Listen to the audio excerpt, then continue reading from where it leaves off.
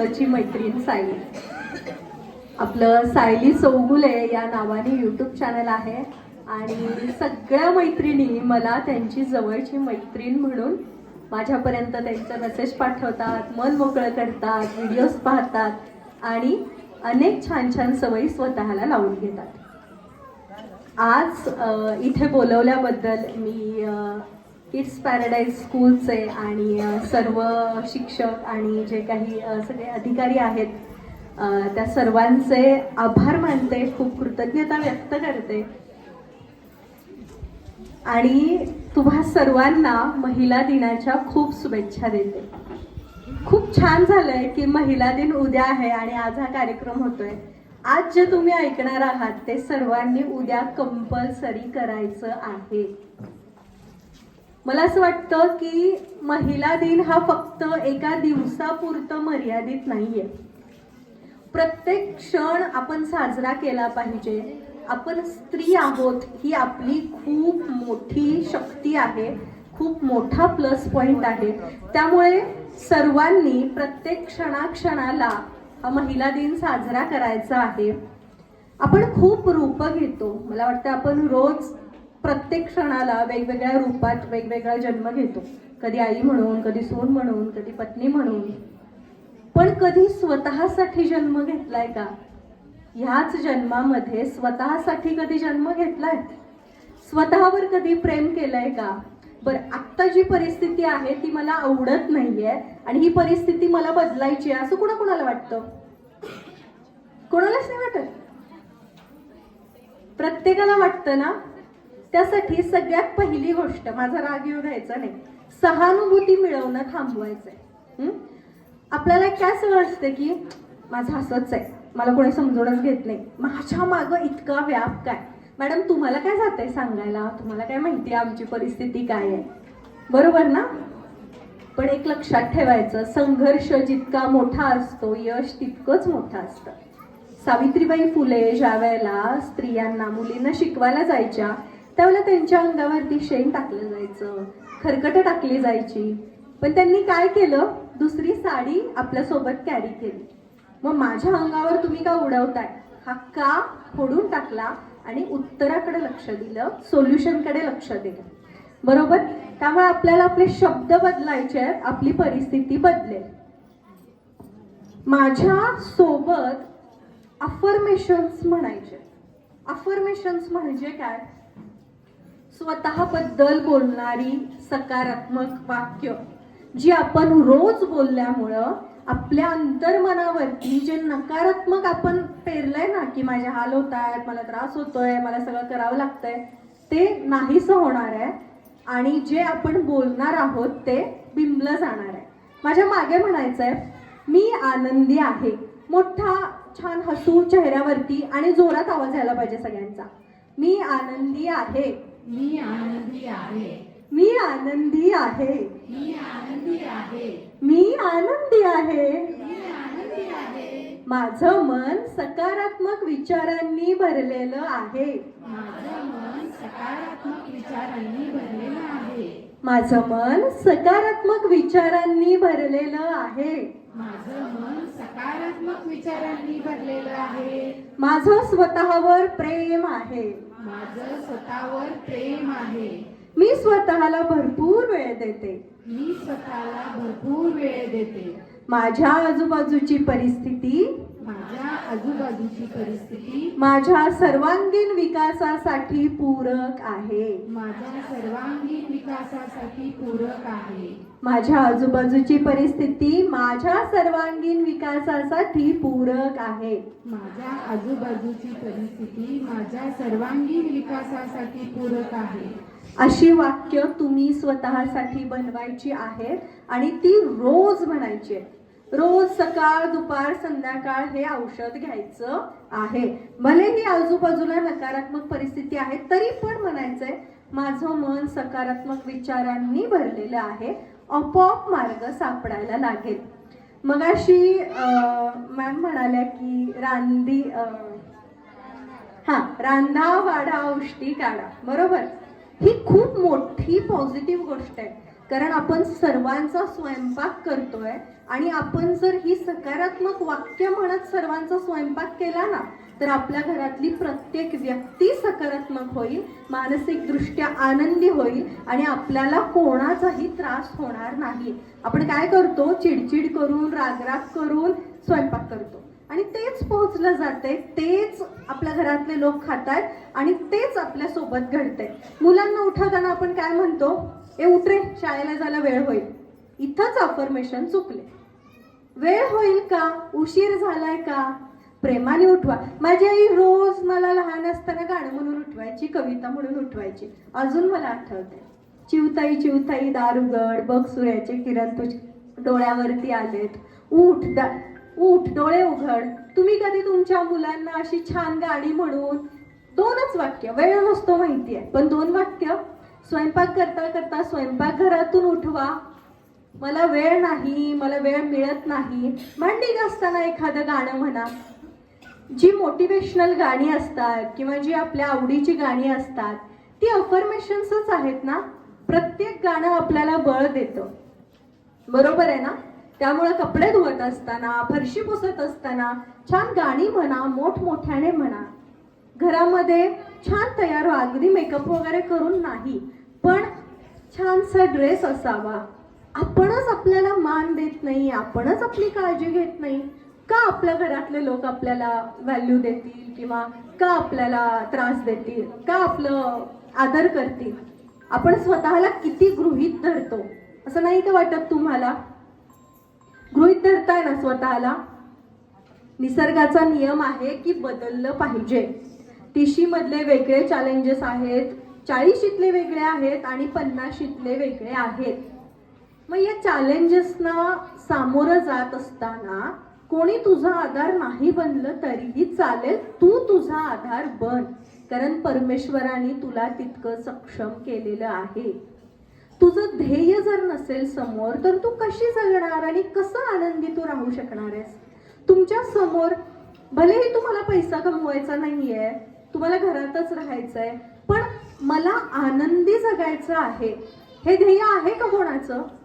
आपल्याला काय वाटतं, माझ्या नवऱ्याने माझं कौतुक केलं पाहिजे, माझ्या घरातल्यांनी माझं कौतुक केलं पाहिजे, मी इतकं करते पण माझं कोणीच कौतुक करत नाही. तुम्हाला एक सांगू, आज मी काय काम करते हे माझ्या सासू सासऱ्यांना माहितीच नाही. मी काहीतरी हातात स्टँड वगैरे घेऊन जाते एवढंच त्यांना माहिती आहे. त्यांचं वय जास्त आहे, 70-75, त्यामुळे स्क्रीन टचचा मोबाईल त्यांच्याकडे नाहीये आणि गावी त्यांची छान शेती, ते त्यांच्या रुटीनमध्ये छान त्यांचं रुटीन एन्जॉय करतात. त्यामुळं माझं ऑनलाईन काय काम चालूच नाही, त्यांच्यापर्यंत पोहोचत नाही. मग मी असं म्हटलं पाहिजे का की माझं कौतुकच तुम्ही करत नाही, तुम्हाला मी काय करते माहितीच नाही? नाही, आपण जे करतोय ते आपल्याला आपल्यासाठी करायचंय. रोजचा किमान 10 मिनिटांचा वेळ हा स्वतः सोबत घालवलाच पाहिजे. बेडवरून उठताना 5 वेळेला दीर्घ श्वास घेऊनच आपण खाली उतरलं पाहिजे. आपण काय करू शकतो हे आपल्याला माहिती नाहीये. आपल्या भावनांचं नियोजनच आपण करत नाही. वही पेन घेऊन बसा, लिहा. आपण हे का सांगतो?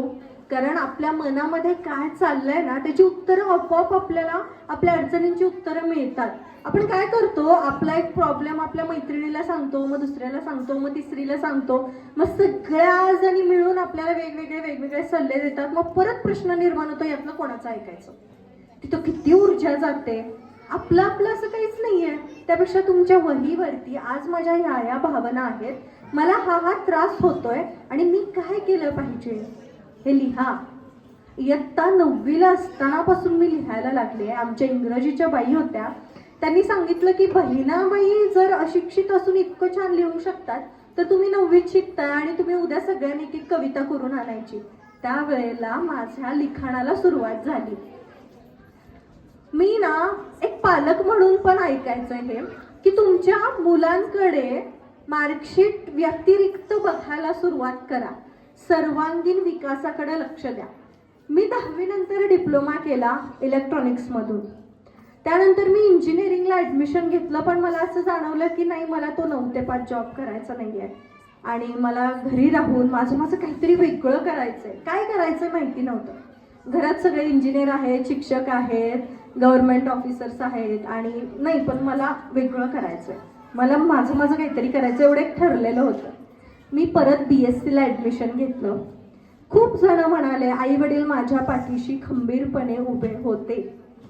मला खूप जण म्हणाले, डिप्लोमा करून परत BSc करणार, उलट चालली आहेस तू, हे लिहून काय होणार आहे, यातून काय मिळतं. पण नाही, मी माझं लिखाण सुरू ठेवलं. मला इंजिनिअरिंगचे सर HOD म्हणाले होते की तुम्ही ॲडमिशन कॅन्सल करताय, तुम्हाला पश्चाताप होईल. नाही, मला काय करायचं होतं, माझं भविष्य काय होतं हे मला माहिती होतं. मी BSc केलं, B.Ed केलं, कारण मला असं वाटलं होतं की शिक्षक हा जो जॉब आहे याच्यामध्ये खूप क्रिएटिव्हिटी आहे आणि मला खूप क्रिएटिव्हली काम करायचं आहे. माझं ठरलं, मी स्प्रिंगडेल इंग्लिश स्कूलमध्ये सांगलीमध्ये 1-1.5 वर्ष काम केलं. मग माझं लग्न झालं B.Ed करत असताना, आणि लग्न झाल्यावर बँगलोरला गेल्यावर सारखं कॉलेजचं सबमिशन असायचं, मला इकडे यायला लागायचं. मग मला तिथं जॉब करता नाही आला कारण सारखा प्रवास होणार. मग मी यूट्यूब चॅनलला सुरुवात केली, कारण वेळ खूप मिळायचा. 10 पर्यंत सगळं काम घरातलं आवरायचं. मिस्टर जायचे ऑफिसला, सकाळी 7ला गेले की ते रात्री 8-8:30ला यायचे आणि सतत प्रवास असल्यामुळे मला खूप वेळ मिळायचा, त्यांचा सारखा प्रवास असल्यामुळे. मग मी यूट्यूब चॅनलला सुरुवात केली. मी सुरुवातीला कविता वाचून दाखवायचे चॅनलच्या माध्यमातून. मी वेगवेगळ्या ठिकाणांचे व्हिडिओज करायचे, त्यांची माहिती गोळा करायचे आणि ते सर्वांपर्यंत पोहोचवायचे. मग ह्यातूनच मी लिहिलेला एक लेख, तू एकटी पडली आहेस का, हा मी चॅनलच्या माध्यमातून सर्वांपर्यंत पोहोचवला आणि तो खूप व्हायरल झाला. खूप जणांचे कमेंट्स आले, खूप जणांचे प्रॉब्लेम्स त्यांनी व्यक्त केले आणि मग मी काउन्सलिंगचे कोर्सेस केले. मग मी पोस्ट ग्रॅज्युएशन डिप्लोमा केला काउन्सलिंगमधून आणि मला हा मार्ग मिळाला. मला सुद्धा काउन्सलिंगची गरज पडली होती. त्यावेळेला माझ्या काउन्सिलर मला म्हणाल्या होत्या की मी स्वतःला तुझ्यात बघते. लग्नानंतर ॲडजस्ट व्हायला सगळ्यांनाच त्रास होतो, मलाही झाला होता आणि म्हणून मी गेले होते काउन्सिलरकडे. तर मला तुझ्यात बघते आणि तुझ्यात सगळे गुण आहेत जे माझ्यात आहेत आणि तू खूप काही करू शकतेस. तू स्वतःकडे लक्ष केंद्रित कर. मधल्या काळात माझं लिखाण थांबलं होतं, मी परत लिहायला सुरुवात केली. मी सापडत गेले. अनेकांचे प्रॉब्लेम्स मला कळायला लागले आणि त्याच्या माध्यमातून माझं काम चालू झालं. 4 दिवस मी ॲडमिट होते आणि तरीही मी हॉस्पिटलमध्ये बसून कृतज्ञता लिहिली आहे. 5 दिवस भरपूर कृतज्ञता लिहिली मी. तिथे येणारे नर्स, डॉक्टर्स मला म्हणायचे तुम्ही आजारी वाटतच नाहीये. त्यामुळे प्लीज मला काहीतरी. आणि मगाशी ताई म्हणाले की माझा हात मोडला होता आणि त्याचा वापर करून मी 1,500 वॉच टाइम पूर्ण केला. प्रत्येक संकटामध्ये काहीतरी पॉझिटिव्ह गोष्ट आहे. या आजारपणाच्या निमित्तानं मी सांगलीला आले आणि आज मला इथं तुमच्यापर्यंत यायची संधी मिळाली. तर प्रत्येक गोष्टी मागे काहीतरी एक सकारात्मक गोष्ट आहे. त्यामुळे माझ्यावरती संकट आलंय म्हणून कोणीही घाबरून जायचं नाहीये. प्रत्येकीने त्यातून मार्ग शोधायचा आहे. प्रत्येकीने त्यातून स्वतःला मेंदूला इन्स्ट्रक्शन्स द्यायचे आहेत. आपण जसे इन्स्ट्रक्शन्स देणार आहोत तसा आपला मेंदू काम करणार आहे आणि तशी परिस्थिती आपल्या आजूबाजूला निर्माण होणार आहे. त्यामुळे या गोष्टीवरती विश्वास ठेवायचा आहे की तुम्ही जे स्वतःबद्दल लिहिताय, जे स्वतःबद्दल बोलताय तेच तुमचं भविष्य आहे. सगळं करत आपल्याला स्वतःला वेळ द्यायचा आहे. सगळं ठीक आहे, नाती आहेत, नात्यांपासून काही कधी कधी त्रास होतात, सगळं मान्य आहे. मुलांचा कधी कधी खूप मुलांच्या मागे धावपळ होते, कधी कधी नवऱ्याची सगळी चिडचिड आपल्यावरती होते, आपली पण नवऱ्यावरती होत असते. त्यामुळे ठीक आहे आणि स्वतःची तुलना अजिबात करायची नाहीये. म्हणजे बऱ्याच जणींना असं वाटतं की तिचा नवरा सपोर्ट करतो ना म्हणून ती तशी करते.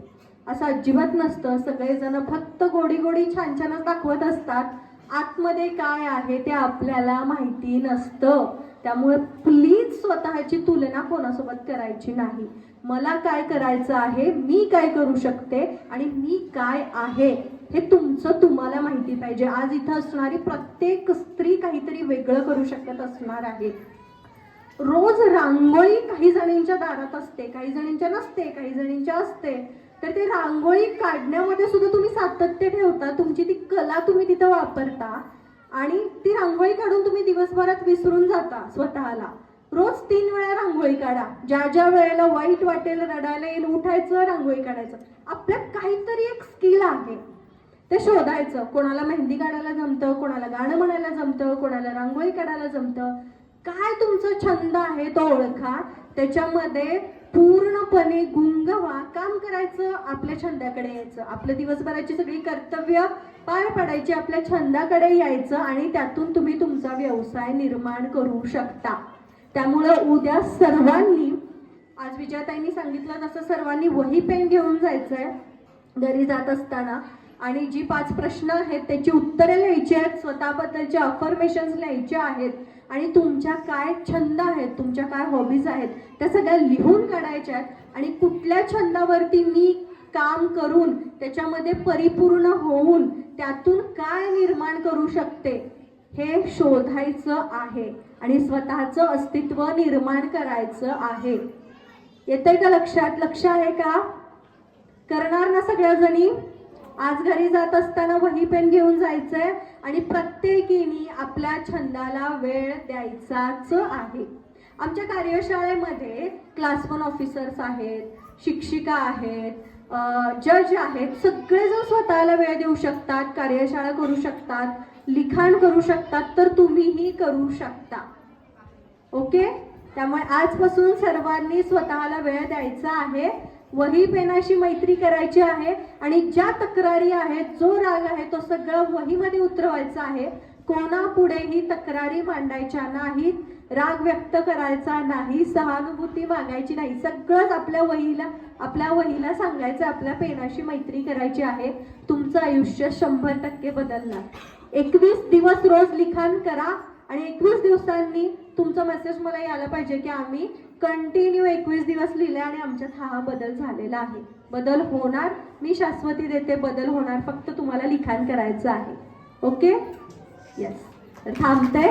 सर्वांना खूप शुभेच्छा आणि जे काही आज सांगितलंय ते सगळं करायचं आहे.